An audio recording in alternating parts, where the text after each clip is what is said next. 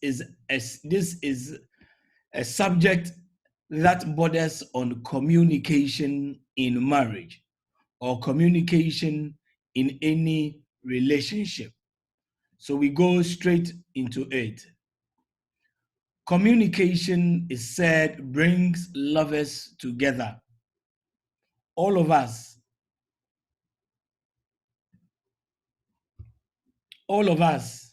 must be ready for communication. As long as we are in a relationship, we are to communicate. That is, you respect the other respects you, you give and you take. It is an exchange. And when there is good communication, it brings and fosters the love relationship that brings two or more people together.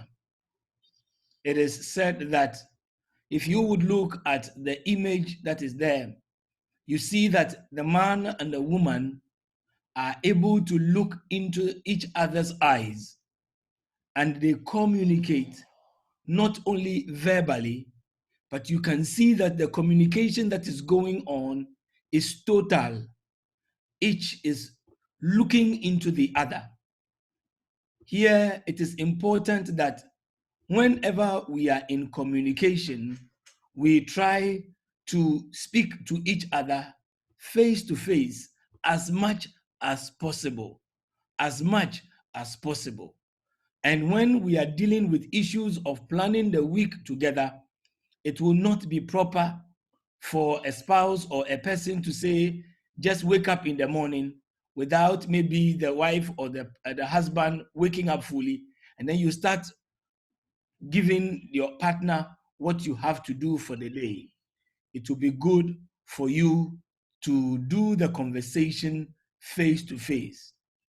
The conversations that we have with your significant other play a strong role in determining how happy or fun or strong your relationship will be. Nea yaka ne kakra bi ne sɛ ɛwɔ nkitaho ɛwɔ yɛ namfofa mu a anaasɛ yɛ nuanom yɛwɔ nyankofa ɛda yɛn ntam a ɛma yɛn nyamesom ne yɛawareɛ ne yɛn nkitaho no ɛkɔ so yie. Whenever there is conversation amongst us, you see that we grow. But when there is no communication or conversation, then the relationship will not be happy, will not be fun, and will not be deeply rooted. Like that, any small thing can just destroy our relationship. The question is, usually we should ask ourselves, or you have to ask your partner, what is your plan? So, yourself, this evening, tomorrow, are you sure your partner, the person with whom you live, knows your plans? Not all the people with whom we live know our plans. Usually, everything is kept in the mind, but you are in a relationship.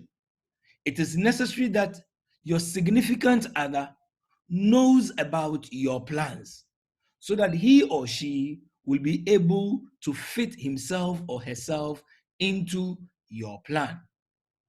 My observation is that oftentimes we fail to communicate our real plans with our significant others, meaning that you may tell certain plans, but your real plans, the ones that you intend to do, or the ones that are very important to you, sometimes we find it difficult to communicate these to our children, to our parents, to our spouse, or to the ones with whom we live.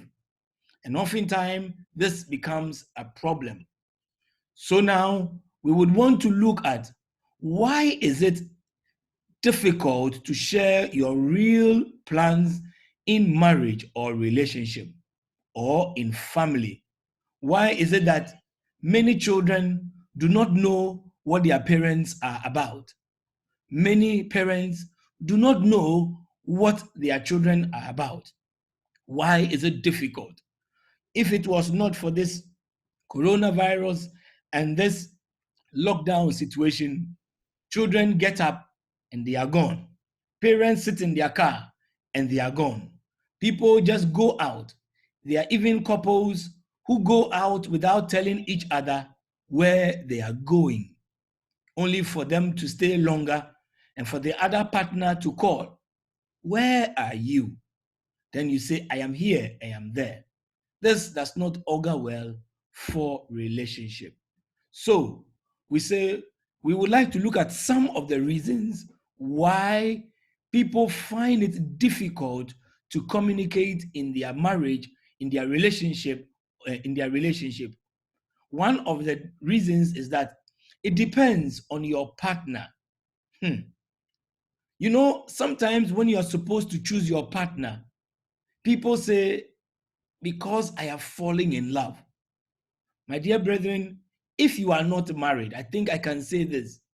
Do not merely enter into marriage because you are falling in love. Otherwise, when you are in marriage, you can also fall in love again. That means that you have to marry that other person. So anytime you fall in love, does it mean you should marry the person? Even if you live, even with, say, a mad person, and you live with that person for very long, you can fall in love with that person. Does it mean that you have to marry the person? So you need to choose and think and pray and consider a lot of things, whether this partner is a person that I can live with for the rest of my lives. So I ask the question, did you not choose him or choose her? Now you have chosen. And now you are saying, I do not like the way he behaves. He controls me too much. She controls me too much. In your courtship, you never found time to be able to address these things. All you were doing was just going. But if you are married also, now your partner, depending on the attitude of your partner, it may sometimes put you off, or it may sometimes prevent you from communicating your real plans with your partner. So this becomes a hindrance.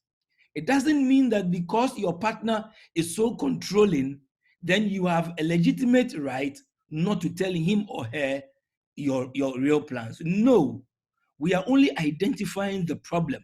And once you know the problem, then you can talk to your partner and we'll be able to address the issues such that his or her attitude will not prevent you from coming out properly with your real plans in your relationship or your marriage. Sometimes the reason why we are not able to tell our real plans is that we have something to hide. When you have something to hide, or if you have something to hide, you often would be you'll be sparing in what you want to say. So one of the reasons why we are not able to communicate or to share our plans in our marriage or relationship is that sometimes, maybe oftentimes, or too often, we have something to hide. And if often you have something to hide in your marriage, then you better begin to look at this, because that will not augur well for your relationship. Again, lack of respect for yourself and for your partner. You are in a relationship. If you respect yourself, you will communicate. You will tell your partner what you are up to. You will not let your partner always come and ask you, what is the plan for today? Why? What are we going to do? And if you respect your other partner, that he or she is also somebody's child, then you will find the need to tell him or her your plan. But sometimes You don't respect yourself. And you don't respect even your partner. So what do? You do not communicate with them. So watch out. Lack of respect for yourself and for your partner. And I dare say that anytime you disrespect your partner, it is tantamount to the fact that you disrespect yourself and you do not have true respect for yourself. Now, again, another hindrance to communication or telling our real needs is that many of us, it depends on how committed you are in the relationship. If you are committed to the relationship, if you are committed to the family life, if you are in a family and you want your family to grow, you would always want to communicate your plan. If you want to develop, you will communicate your plan. But you see, very soon, our heart goes onto our work. Our heart goes onto our children. Our heart goes onto one or the other. And with the real relationship that brought us together, for which reason we had the children, we are no more interested in that. We make our plans with our children. We make plans with our bosses. We make plans with our subordinates. We make plans with our friends. But your significant other, no. If you are committed in a relationship, you will be able to give out your real plans.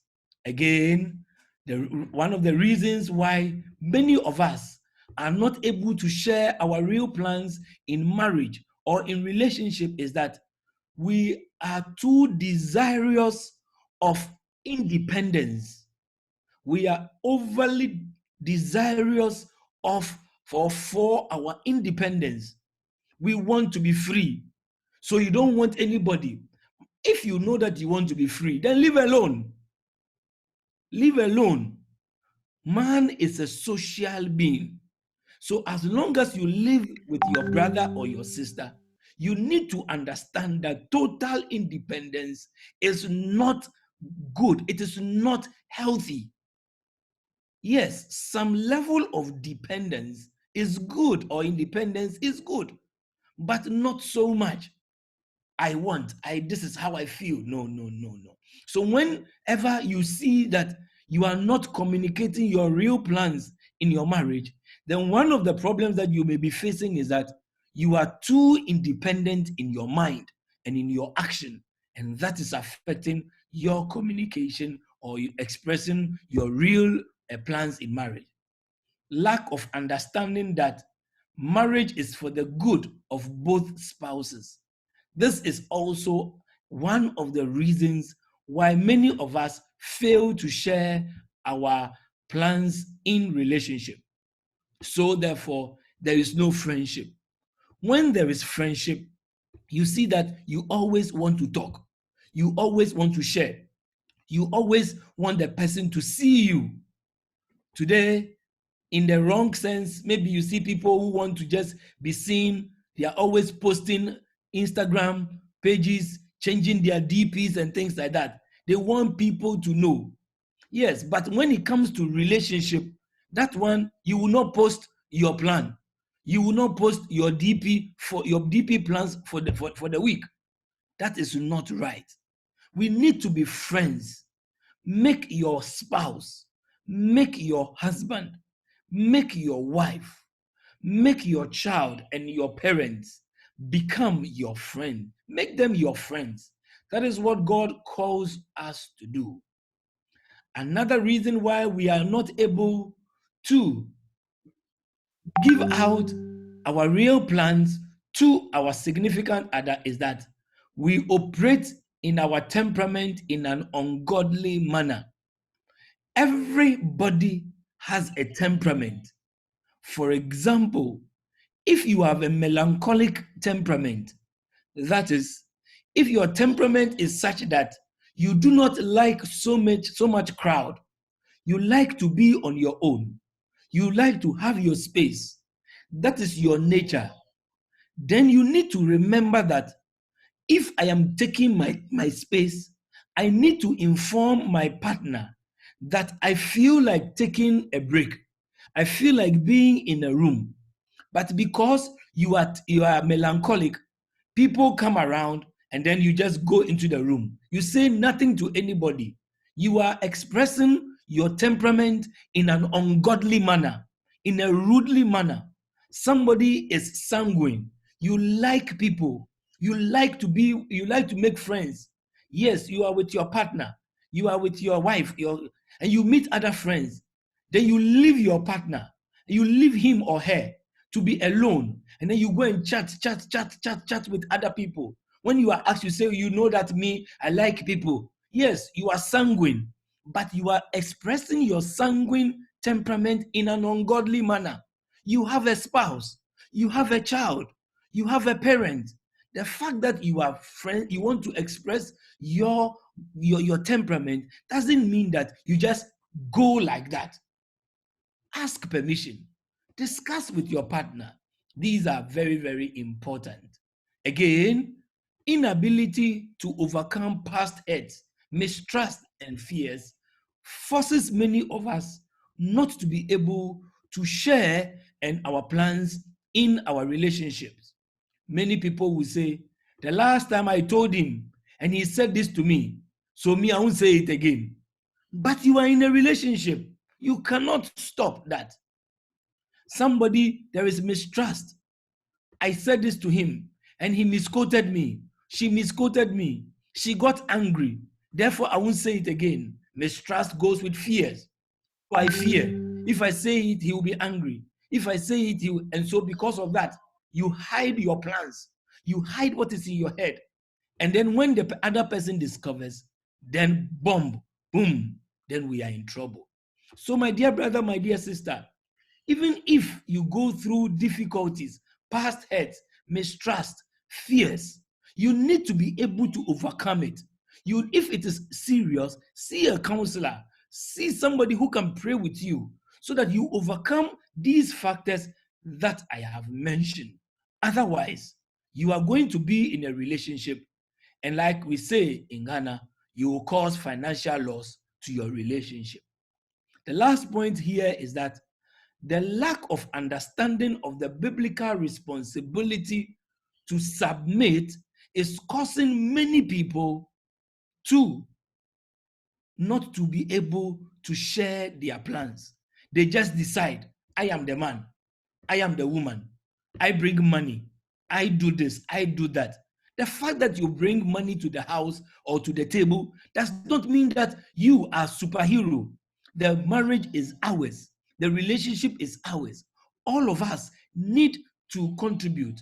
If you read from Ephesians chapter 5, verse 21, contrary to the idea that it is the woman who must submit only in the marriage, the Bible, according to St. Paul, tells us that submitting to one another out of reverence for Christ.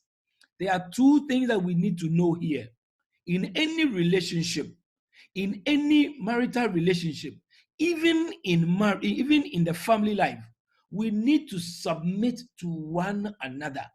The fact that you are the leader, you are the priest, you are the boss, doesn't make you the ultimate decider of the situation. No. It is for administration that you are the head, but it doesn't make you the most intelligent of the group. So all of us need to learn to submit to one another. And then if you are a Christian, then you have to do this out of reverence for Christ. So the women who are not able to submit, the men who are not able to submit, the priests and the pastors who are not able to submit, our leaders who are not able to submit, our children who are not able to submit, they do not do this, or they are not able to do this because they do not consider that submission unto one another is to be done out of reverence, out of respect, out of honor unto God, unto Christ.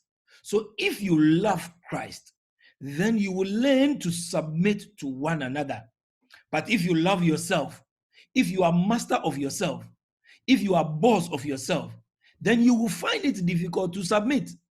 So I want to ask you, There are many times that you are not able to submit, and you are not able to tell your wife, your partner, your church members, the people that you live with, your plans. Is it because you don't have reverence for Christ, or you are not ready to submit, or you have not been able to understand the biblical responsibility to submit? If you submit, it doesn't mean that you are what? You are loose. They say that meekness is not weakness. Meekness is not weakness. What's your plan? Are you ready from this day onwards to be able to tell people what your plans are, especially your wife and your children?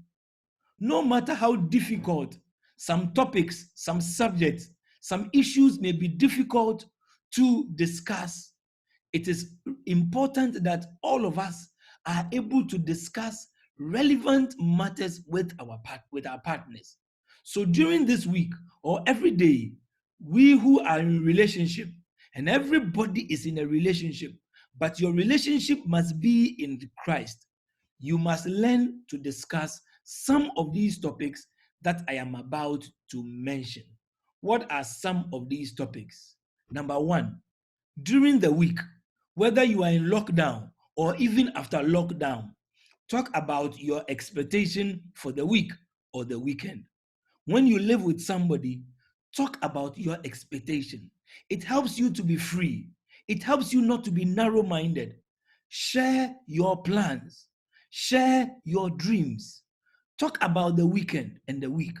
By Monday, by Sunday, you should be saying, hey, this week there is going to be like this. Oh, I wish that I'll be able to do this or do that or do that. Just talk about them. And the more you talk about them, if it is godly, then the God of heaven will make those dreams come to pass. So, my dear brothers, my dear brethren, learn to talk about your expectation. Number two, talk about your work with the people with whom you live, your significant others.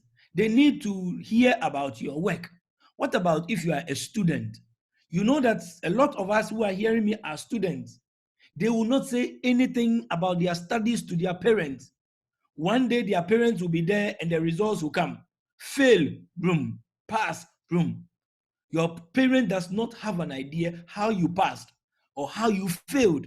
Why? Talk about your work. Talk about your school. Talk about your studies with one another. This is very, very important. There are some of you whose work is so sensitive that you will not be able to tell everything about your work. But at least how you go to work, or except you are in the secret service, well, only you know how that one works there.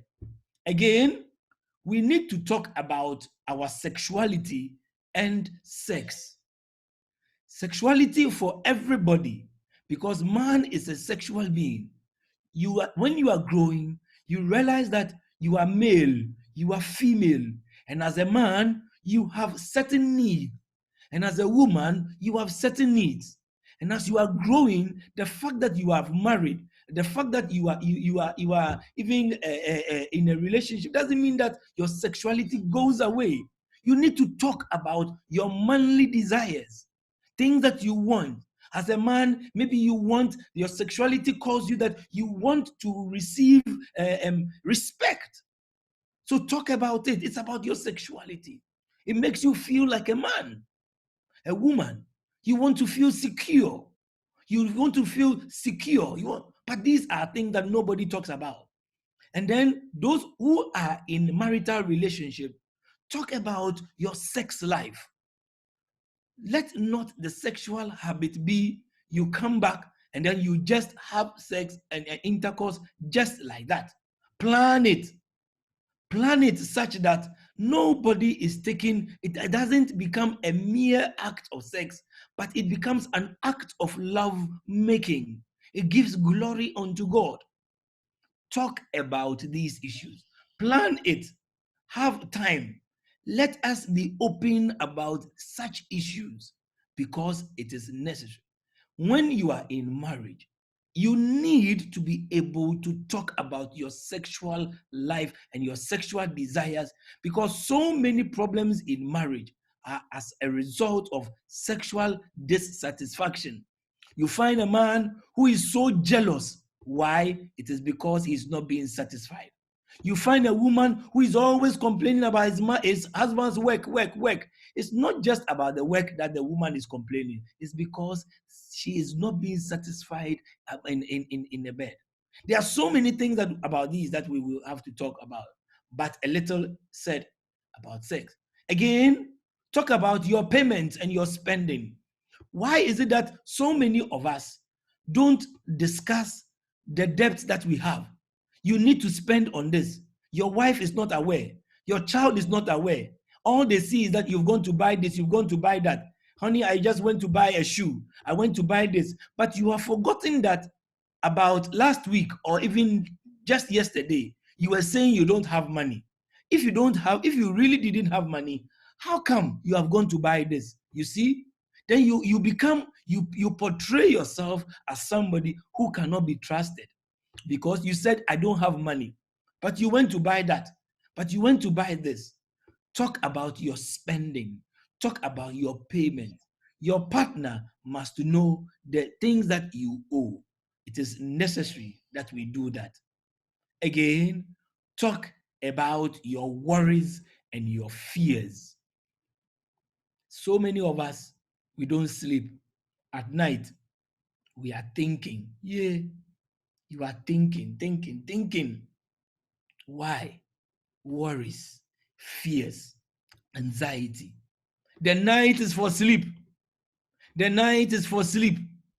I repeat, the night is for sleep. Therefore, we need to work on that. What is worrying you? When you don't sleep in the night, you carry your night into your day, and you carry your day into your night. So every day you have a deficit. Learn to share your worries. Learn to share your fears. Again, talk about your secrets. Talk about your secrets. What are your secrets? You know, especially during this time, find a nice way. Hey, my dear, did you know that last week I went to buy this thing and I was afraid to tell you. I was afraid to tell you because if I told you, you would think that I have done this. So you share your secret. Otherwise, those secrets will grow and they will lead into, sin begets sin. Secret begets more secret, and it grows into becoming. So if you had a secret, this is the time that you have to start talking with your partner. Share, talk about it.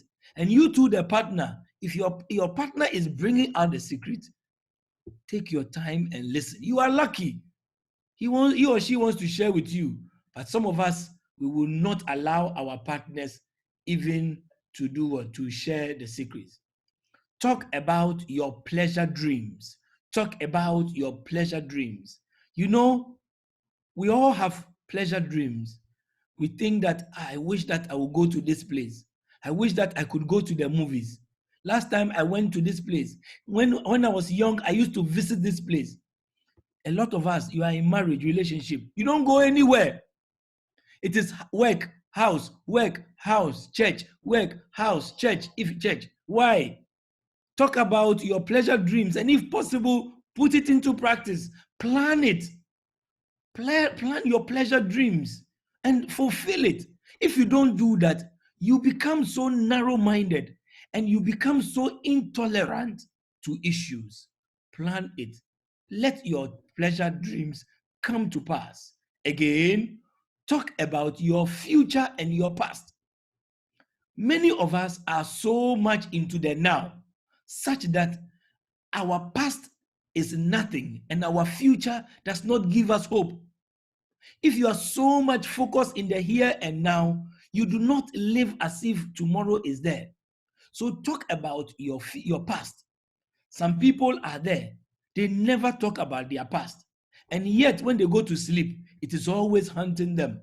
If you are in a relationship, I would advise you seriously to talk about your past. and talk about your future. What are your plans? What do you hope to achieve in the future? You need to talk about them. Then I would say talk about your family and your friends. Your family here means your extended family. Talk about your sister. Talk about your brother. As for us Africans, when we start talking about extended family, then we are only talking about the fact that you know that we have to spend money or go and give money to uncle this, auntie that, sister this, brother that. That's not all that is. That's not what I'm talking about today. But talk about your brothers. Maybe one of your brothers is sick or your brother is in need. Talk about it. You see, as you are talking about those issues, you see that psychologically you become free.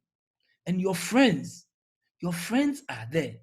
If you are there. There are a lot of you, your partners don't know who your friends are. This is serious. This is very, very serious.